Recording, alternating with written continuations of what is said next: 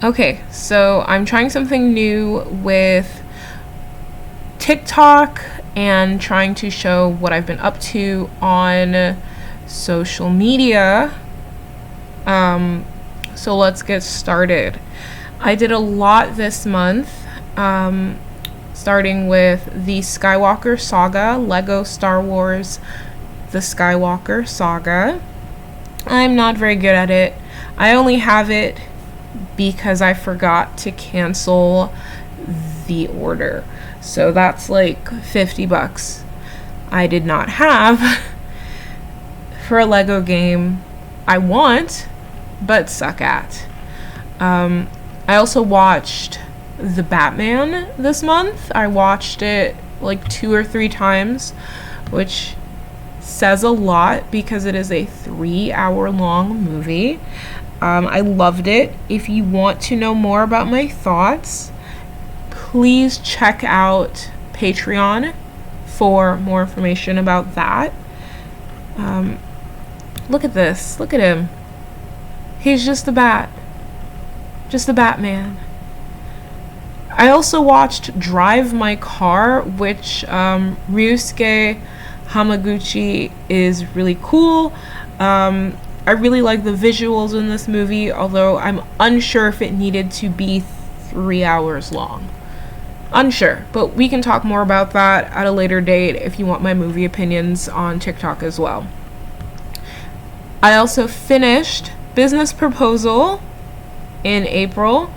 I loved the characters, I loved the relationships, and I'm so upset that the show wasn't like a 16 episode drama.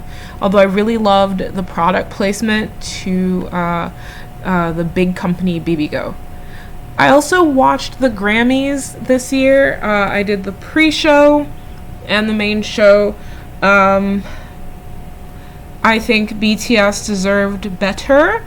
Their performance was great. I think that the the Recording Academy let them down in a big way and kind of wasted all our time, because if you're just gonna not let them win, why was I watching this like 2-hour show? Why were they watching that long show sitting in the audience? At the beginning of the month, by the way, I did not have regular internet access, so I watched 2 seasons of Dr. Quinn Medicine Woman, which is fascinating, kind of racist, very interesting. It was a show that was on when I was a very small child, and I like the characters. The historical inaccuracies are legion, but it's a very fun show to a point, although it kind of jumps the metaphorical shark repeatedly. Highlight of April was Permission to Dance on Stage Las Vegas Day 4. I watched that on my phone because I did not have reliable internet. That's why I have no data for my phone for the rest of the month. But this was a great concert. BTS brought like so much energy to the show, and I really liked seeing my guys just ham it up, sing their hearts out to an audience that could scream right back at them.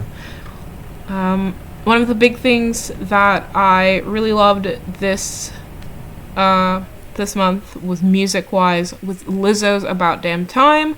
Just an incredible, fun, like, we are all stressed out, but we deserve better kind of bop. Very fun. She's so beautiful, and her voice is out of this world. I listened to, Lee Suho's Monica, which is, this cover is so gross. I'm going to scroll down. I'm so sorry. Lee Suho's Monica, because J-Hope from BTS recommended it, basically, and I loved it. I thought the collaborative artists were really cool. If you can get past the cover, listen to this song. The big thing I did in April, for real, was read. I read a lot. That's why, like, from here down, I think is just books. So in terms of over 18 stuff. I read Kawano Tanishi's Fire in His Fingertips. So good. Like, this book, wow. I did not know they made books like this for people who weren't dudes. Wow. I'm gonna try to figure out a way to do a review without getting yeeted from the platform, because it deserves a review. It's very good.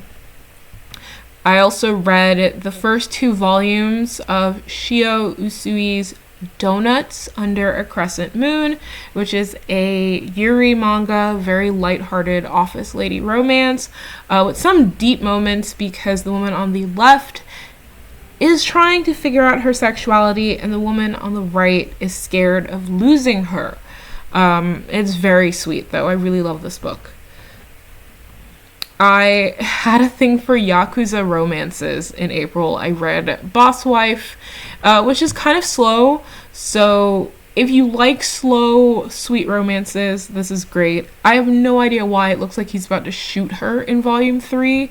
That's a bit weird. But it's a really fun series, and the couple really loves each other. The highlight, though, for me out of Yakuza romances in April was Yakuza Lover by Nozomi Mino. This is a great series. This is Hornt. This couple cannot keep their hands off of each other. They are adorable. They are very motivated by thirst. And while the covers are sometimes a bit over the top, I really love the actual art. It's very throwback, classic shoujo josei manga for me in terms of the art style, and I really loved it. So I read 4 volumes in April. I bought 4 volumes in April. Look at his tattoo. That is a major thing I love, that he just has, like, the tattoo rendering in this is great. Wow. I also finally got Scum Villain Volume 2 by MXTX. I finished this last night, and frankly, Binge is unhinged. I love him. Binge is this one over here on the right.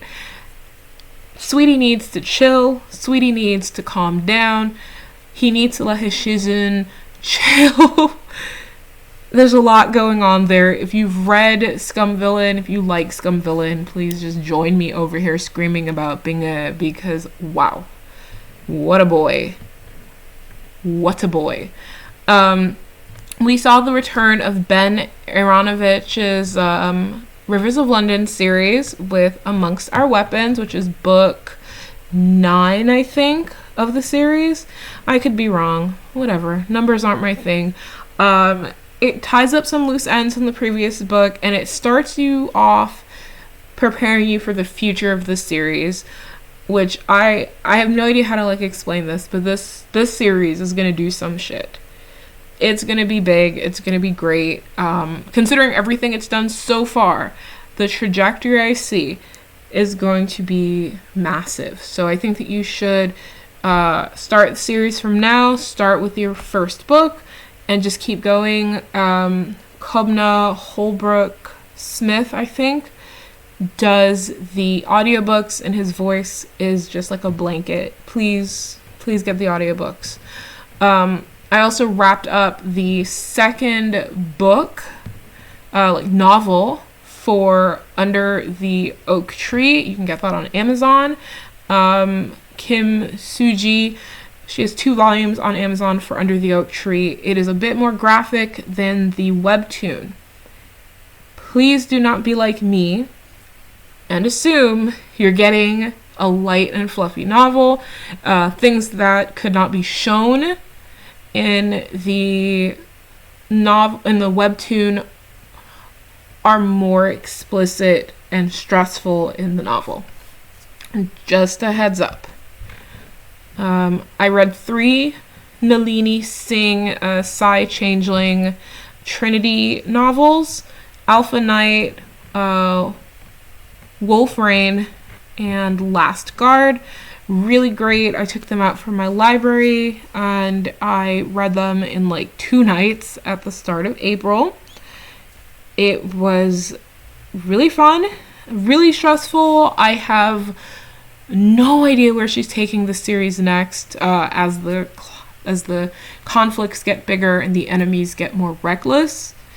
The next book for this comes out in a couple of months, so I'm ready for that. And you should be too. In terms of manga people probably didn't expect me to read, Interspecies Reviewers, there's a comic anthology, Darkness. I read that. I thought it was fun, but not as cohesive, wildly, as the main series. It's very fan service, very erotic, very inappropriate if you are a small child. I loved the first volume of Interspecies Reviewers. I've seen the anime. It is heavy, heavy, heavy on the fan service.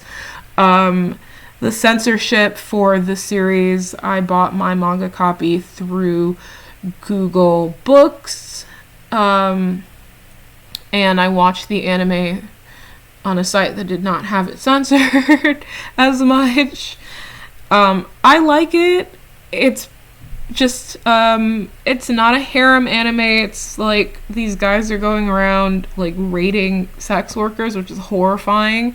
In the context of the world, it is like their value, these dudes' value, is validated by their reviewing. I can't explain it. It's not everybody's cup of tea. The art is hit or miss. You can see the art. It's very hit or miss. But I had fun with it, and I'll probably pick up the next volume next month. I also read Abe-kun's Got Me Now, Volume 1 by Aki Iwai, and I talked about this on different platforms. She gets lifted a lot, and I love that for me. She's adorable. It's a very cute series, has a pushy male lead and an anxious female lead. I'm going to see how this plays out over the coming months. I also read Yagi, the Bookshop Goat, by Fumi Furukawa.